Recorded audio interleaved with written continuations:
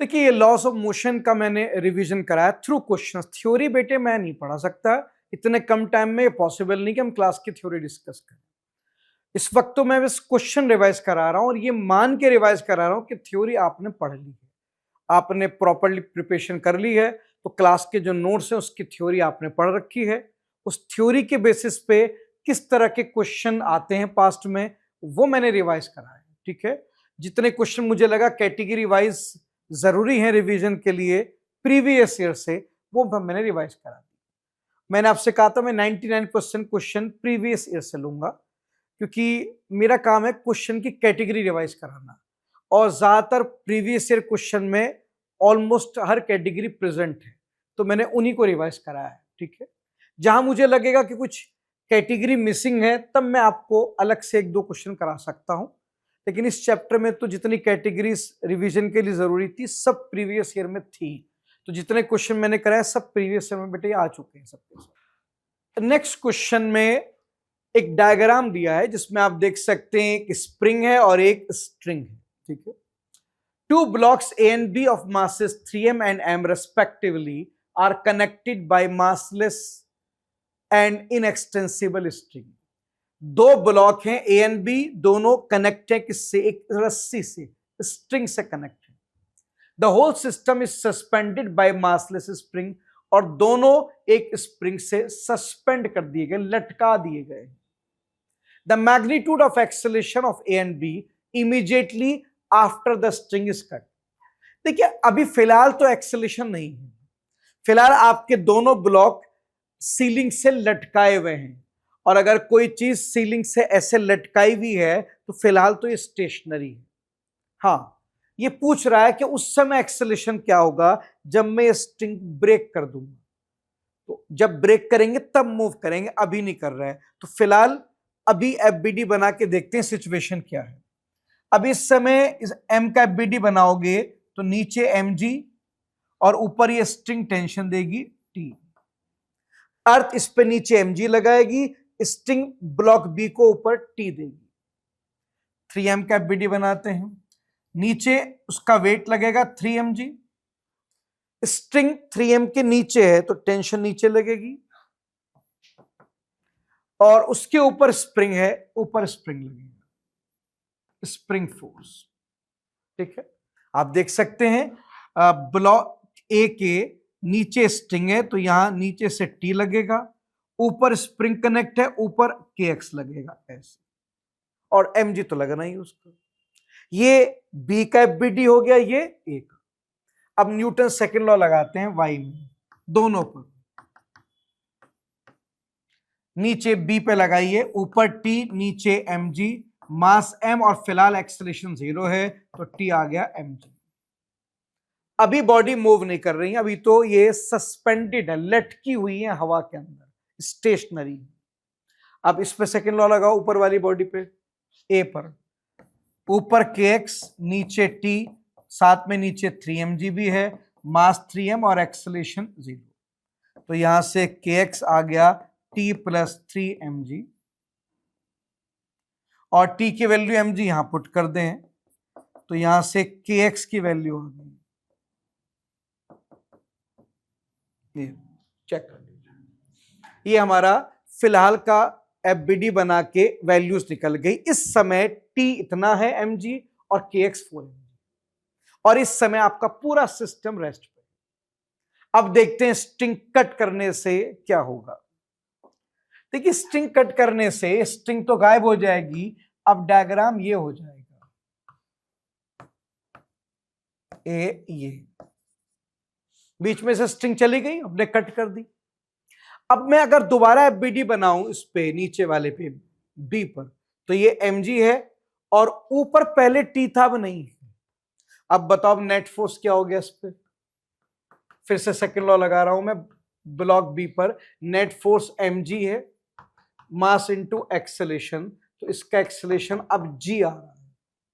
अब ये स्टेशनरी है, पहले स्टेशनरी था क्योंकि पहले ऊपर रस्सी टी दे रही थी, वो टी इसके mg को बैलेंस कर दे रहा था, मगर अब टी चला गया है तो अब ये बॉडी मूव करेगी जी से, और mg क्योंकि नीचे लगा था, फोर्स नीचे है तो एक्सेलरेशन भी नीचे आएगा।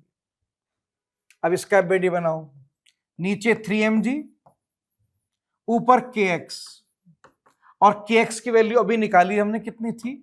4mg। क्या ये बदलेगी? नहीं, एकदम तो नहीं बदलेगी, टाइम लगेगा।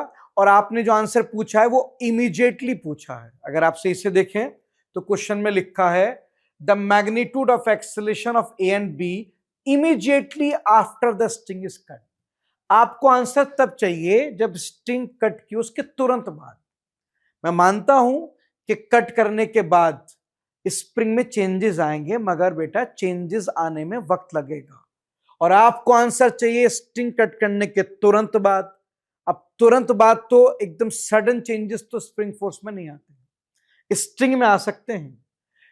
रस्सी के अंदर सडन चेंजेस अलाउड होते हैं, रस्सी की टेंशन अचानक बदली जा सकती है, मगर बेटे स्प्रिंग फोर्स का स्प्रिंग फोर्स जो होता है वो अचानक चेंज नहीं होता, क्योंकि स्प्रिंग फोर्स जो होता है वो एक्स पे डिपेंड करता है, डिफॉर्मेशन पर, और स्प्रिंग को डिफॉर्म होने में वक्त लगता है, वो इतना सडनली कंप्रेस या एक्सटेंड नहीं हो सकता। तो क्योंकि आपको आंसर रस्सी काटने के तुरंत बाद चाहिए, तो kx इतनी जल्दी नहीं बदलेगा, पहले 4mg था, अभी भी 4mg होगा। अब इसमें सेकंड लॉ लगाइए फिर से, y में ऊपर 4mg है, नीचे 3mg, mass into acceleration a dash कहते हैं, ये आ गया आपका, sorry mass 3m, mg equals to 3m a dash, तो बेटा यहां से एक्सेलरेशन आ गया g/3, और अपवर्ड फोर्स बड़ा है एज कंपेयर टू डाउनवर्ड, तो रिजल्टेंट फोर्स ऊपर की तरफ जाएगा, तो ये एक्सेलरेशन भी ऊपर की तरफ आएगा। तो स्ट्रिंग कट करने के तुरंत बाद a g/3 से ऊपर जाएगा, b g से वर्टिकली डाउनवर्ड जाएगा। तो आंसर कौन सा हो गया बेटे? ए एंड बी का पूछा है ना, ए का g/3 है, बी का g है, मैंने डायरेक्शन भी बता दी है। नेक्स्ट क्वेश्चन मल्टीपल ब्लॉक का है। 3 blocks A, B, C are of masses 4 kg, 2 kg and 1 kg are kept in contact on a frictionless surface। 3 block हैं A, B and C, तीनों आप देख सकते हैं कांटेक्ट में रखे हैं, और नीचे फ्रिक्शनलेस सरफेस है, कोई फ्रिक्शन नहीं आएगा, ठीक है। If a force 40 Newton is applied on 4 kg block, then the contact force between A and B is। कहता है अगर मैं यहां पर 40 न्यूटन फोर्स लगाऊं तो ए और बी के बीच का जो यहां कांटेक्ट फोर्स आएगा उसकी वैल्यू कितनी होगी, ठीक है। तो पहले एक काम करते हैं, पहले हम पूरे को सिस्टम मानते हैं, कंबाइंड सिस्टम, पहले पूरे तीनों को कंबाइंड सिस्टम मानते हैं। मान सकते हैं हां, अगर चीजें कनेक्टेड हो, या फिर अगर आप कह सकते हैं जैसे अगर कोई चीजें डायरेक्टली कनेक्ट है विदाउट पुली, अगर बॉडीज डायरेक्टली कनेक्टेड हो विदाउट पुली, या डायरेक्टली कांटेक्ट में रखी हो, तो ऐसे केसेस में सारी बॉडीज का एक्सेलरेशन सेम होता है।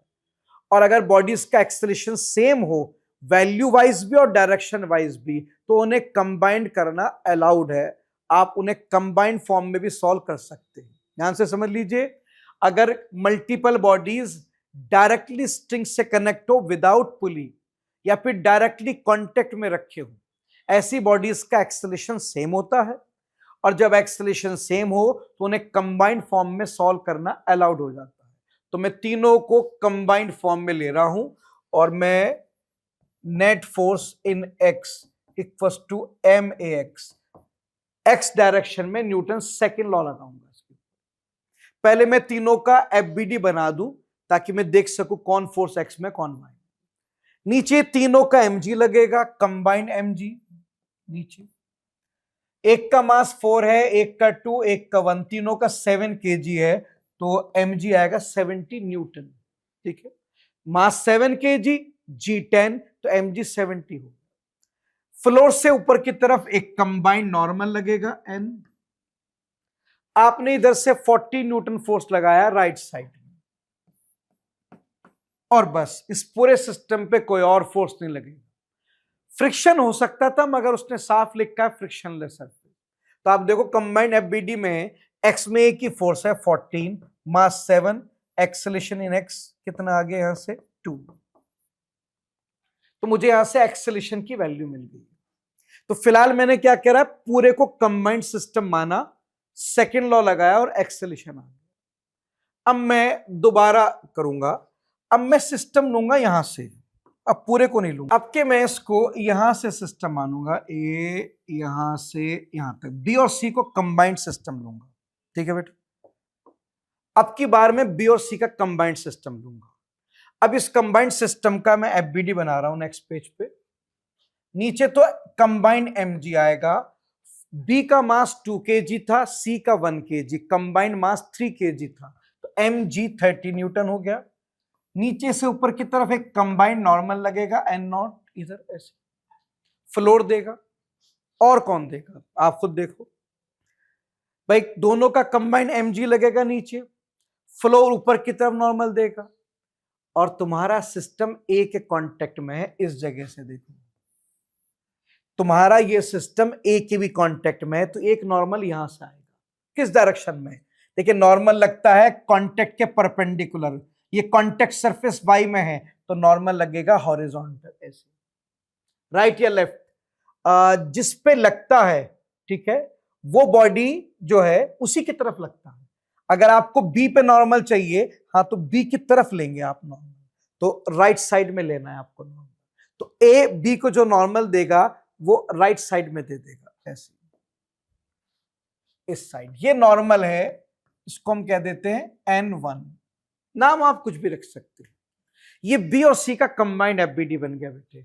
अब मैं दोबारा से सेकेंड लॉ लगाऊंगा एक्स में, N1 एक्स में और कोई फोर्स तो है नहीं, दोनों का कंबाइंड मास 3 है। एक्सेलेरेशन नेक्स्ट अभी निकाला था आपने, 2 आया था, तो ये आ गया 6 न्यूटन। तो ए जो बी को नॉर्मल देगा N1 वो 6 न्यूटन है, और यही पूछा था find normal contact force between A and B. हाँ, तो ए और बी जिस जगह कांटेक्ट बना रहे हैं, उधर से ए ने बी की तरफ एक नॉर्मल दिया था N1, उसकी वैल्यू 6 न्यूटन। चेक कर लीजिए इसका ऑप्शन कितना सा आएगा आपका, option A. Next question again diagram based question है। क्वेश्चन में लिखा है system consist of 3 masses m1 m2 m3 connected by string passing over the पुली। ठीक है, देखिए हमारे पास 3 ब्लॉक्स हैं, m1 m2 एंड m3, तीनों स्ट्रिंग से कनेक्ट हैं। एक स्ट्रिंग तो ये है जो m2 m3 को ज्वाइन कर रही है ये, और एक स्ट्रिंग ये है जो m2 को m1 से ज्वाइन कर रही है थ्रू पुली। ठीक है, इस तरह से आगे पढ़ते हैं। The mass m1 hang freely and m2 m3 are on a rough horizontal surface. ये हवा में हैंग कर रहा है, ये दोनों कहां रखें कि रफ सरफेस पे रखें, फ्रिक्शन लेना है। The pulley is frictionless and negligible mass. Downward acceleration of m1 is assuming m1 equals to m2 equals to m3 equals to m। अब ध्यान से देखिए जब आप इसे रिलीज करेंगे तो ये ब्लॉक नीचे की तरफ एक्सेलेरेट करेगा लेटेस्ट से एक्सेलरेशन से, और जब ये नीचे जाएगा तो ये दोनों ब्लॉक इधर जाएंगे इस तरफ ए एक्सेलरेशन से ऐसे। ठीक है, जब आप सिस्टम को रिलीज करेंगे तो हैंगिंग ब्लॉक नीचे की तरफ मूव करेगा ए एक्सेलरेशन से, और ये दोनों इधर जाएंगे ए एक्सेलरेशन से। इन दोनों को देखिए, इनके एक्सेलरेशन की वैल्यू भी सेम है और डायरेक्शन भी सेम है। क्यों? क्लास में पढ़ाया जाता है कि अगर दो बॉडीज डायरेक्ट स्ट्रिंग से कनेक्ट हो जाए विदाउट एनी पुली, तो उनके एक्सेलरेशन की वैल्यू भी सेम होगी और डायरेक्शन भी सेम। और क्योंकि दोनों के एक्सेलरेशन सेम है, आप इन्हें कंबाइन कर सकते हैं।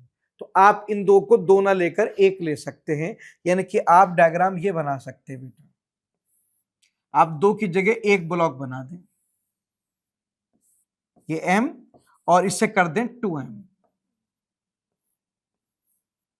ऐसे।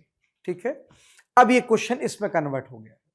ठीक है, क्या चाहिए? एक्सेलरेशन की वैल्यू चाहिए, मिल जाएगी। ये ब्लॉक वर्टिकली डाउनवर्ड मूव करेगा, लेटेस्ट से ए से, ये इधर मूव करेगा ए से। पहले मैं हैंगिंग ब्लॉक का एफबीडी बनाता हूं। ये बना देता हूं साइड में।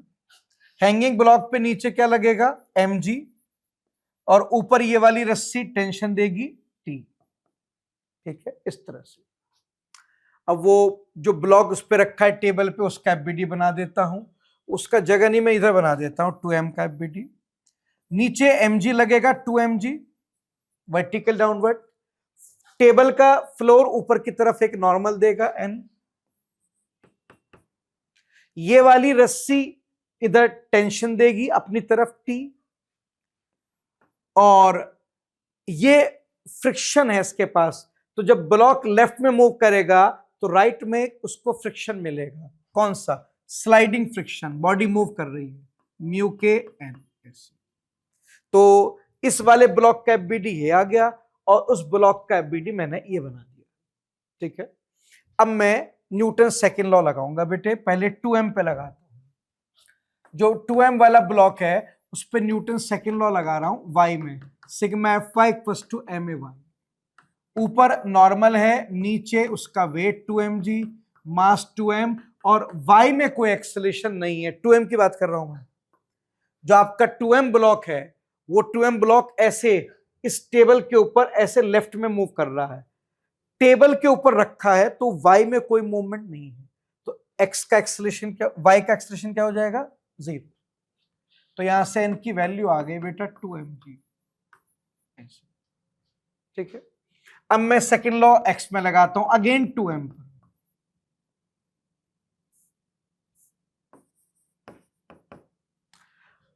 यहां से आप देखेंगे तो इधर पॉजिटिव x में म्यूकेन है, t नेगेटिव x में है, तो दो फोर्स लग रहे हैं। एक पॉजिटिव x में लग रहा है म्यू के एन, एक नेगेटिव x में लग रहा है t, मास 2m है। और डायग्राम में देखो तो एक्सेलरेशन लेफ्ट में नेगेटिव x में है, माइनस e। ये माइनस इधर ट्रांसफर कर दीजिए तो जाएगा t माइनस म्यू के एन इक्वल्स टू 2ma, और n की वैल्यू यहां पुट कर दीजिए, आएगा म्यू के म्यू दे रखा है उसने हमको। Now that becomes equation 1। हमें फिलहाल एक इक्वेशन मिल गई, तो मैंने सेकंड लॉ लगाया 2m पर, एक बार y में और एक बार x में। अब मैं सेकंड लॉ अब लगाऊंगा m पर, y में लगाऊंगा। अब चेक कीजिए जरा सा, यहां पर दो फोर्स हैं m पर, एक t ऊपर है पॉजिटिव y में, mg नीचे नेगेटिव y में, और एक्सेलरेशन नेगेटिव y में है। चलिए, पॉजिटिव y में t, नेगेटिव y में mg, मास m और एक्सेलरेशन माइनस। मैं साइंटिफिक नोटेशन यूज कर रहा हूं, जो चीज पॉजिटिव x में उसे प्लस, जो चीज नेगेटिव x में उसे माइनस, जो चीज पॉजिटिव y में है वो प्लस, जो चीज नेगेटिव y में है वो नेगेटिव। साइंटिफिक नोटेशन ले रहा हूं। माइनस को इधर ट्रांसफर कर दीजिए तो यह आएगा mg minus T equals to ma। Now that becomes equation 2। बस मैंने जितना काम करना था कर लिया। अब आप एक काम करें, उस सेकंड इक्वेशन को नीचे रख दें यहां पर, और दोनों को ऐड कर दें। जब ऐड करेंगे टी और माइनस टी आपस में कैंसिल हो जाएंगे, ये बचेगा mg माइनस 2 म्यू mg, और इनको ऐड कर दें 3ma। m थ्रू आउट क्या हो गया बेटे, कैंसिल हो गया है, तो यहां से आंसर आएगा ये g minus 2 mu G equals to 3a। तो a आ गया यहां से g by 3 bracket 1 minus 2 mu. g मैंने कॉमन ले लिया है, g को मैंने कॉमन ले लिया, ये आंसर आ गया है। तो एक्सेलरेशन की वैल्यू इतनी आ गई। अब चेक कर लो बेटा, कोई ऑप्शन है हमारे पास, ये वाला ऑप्शन। नेक्स्ट क्वेश्चन है, a person of mass 60 kg is inside a lift of mass 940 kg। ठीक है, देखिए हमारे पास एक लिफ्ट है जिसका मास है 940 kg, और पर्सन उसके अंदर है, ये है 60 kg, and press the button of control panel, lift start moving upward with acceleration 1 meter पर सेकेंड स्क्वायर।